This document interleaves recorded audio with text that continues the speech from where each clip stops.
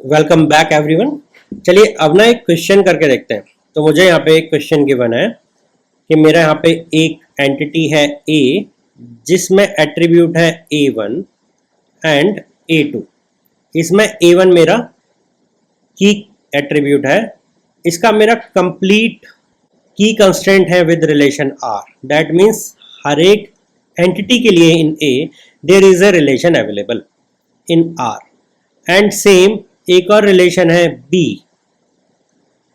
जहां पे B1 है की एट्रीब्यूट एंड B2 है अनदर एट्रीब्यूट। इसका भी हर एक एंटिटी के लिए in B there is a relation available in A।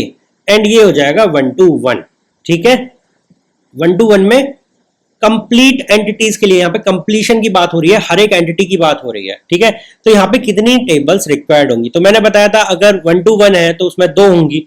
ठीक है, बट यहाँ पे क्या बात आ जाती है, हर एक रिलेशन के लिए available on both the side. That means each A is representing in R and each B entity is representing in R। That means अगर रिप्रेजेंटेशन है हर एक की, तो हर एक B किसी ना किसी A से लिंक है एंड हर एक A किसी ना किसी B से लिंक है। तो यहाँ पे आपको समझना होगा कि यहाँ पे केवल मुझे एक ही टेबल की जरूरत होगी विच इज ARB। ठीक है, जहां पे A1 एंड B1।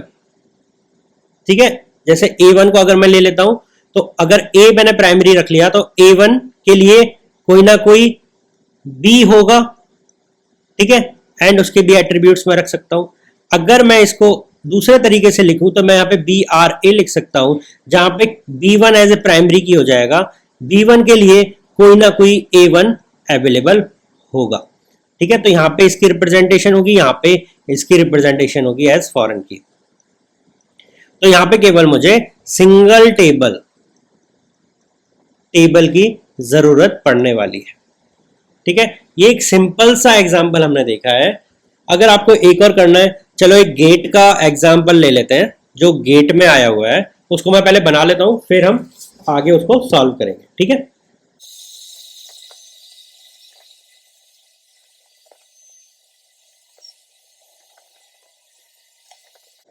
सो मुझे यहाँ पे क्वेश्चन दे रखा है कि ये ER डायग्राम है, इसको रिलेशनल मॉडल में कन्वर्ट करो और मुझे बताओ कि minimum number of relation tables कितनी चाहिए। ठीक है, तो उसके लिए पहले मैं इंडिविजुअल लेवल पे टेबल को ब्रेक कर लूंगा। तो पहली टेबल मेरी यहां बनेगी। अभी मैं रिलेशंस की टेबल नहीं बना रहा हूं। ठीक है, यहाँ पे मैं मिस कर गया, बट यहाँ पे मैनी टू 1 है। ठीक है, और यहाँ पे भी मेरी एक ये बनेगी एंड एक ये बनने वाली है। 2 यहाँ पे हो गई, तीसरी मेरी ये बनने वाली है। ठीक है, चौथी ये बनने वाली है, पांचवी ये बनने वाली है एंड छठी ये बनने वाली है। अब मुझे बस ये देखना है कि इनमें मर्ज कौन कौन सी हो सकती हैं।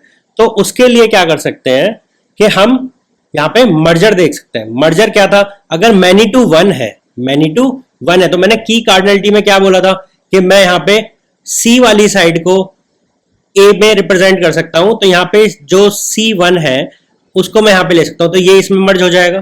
करेक्ट, यहाँ पे भी मैनी टू 1 है, तो यहाँ पे many to 1 B many to C1 हो सकता है।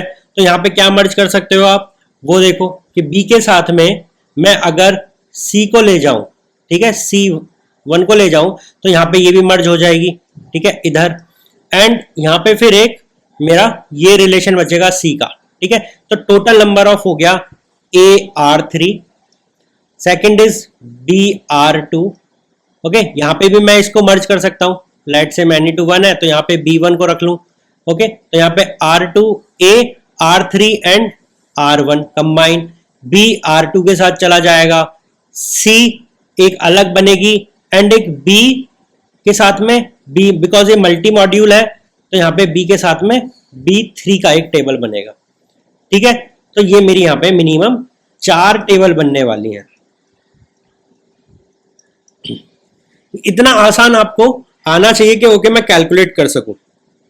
ठीक है, अगर ये भी आपको सॉल्व नहीं हो रहा है, इसको और डीप में एक एक करके स्टेप बाय स्टेप करो कि पहले देखो आपको क्या करना है। सिंपल सा अगर ये भी सॉल्व नहीं हुआ ना आपको, तो देखो क्या करना है। सबसे पहले सारी टेबल्स बनानी है, फिर आपको की कार्डिनलिटी देखनी है।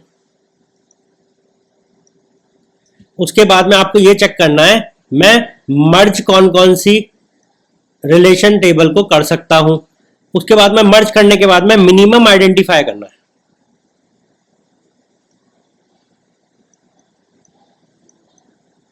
मिनिमम टेबल आइडेंटिफाई करनी है, दैट्स इट। तो यहां पे देखो मैंने सबसे पहले सारी टेबल्स बना ली थी, उसके बाद में मैंने मर्ज किया।